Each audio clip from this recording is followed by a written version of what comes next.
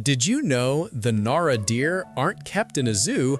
They are free-roaming citizens of the city.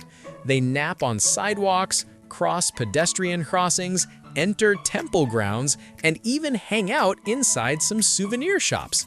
There are traffic signs specifically for deer, and local shops sell deer-proof trash cans.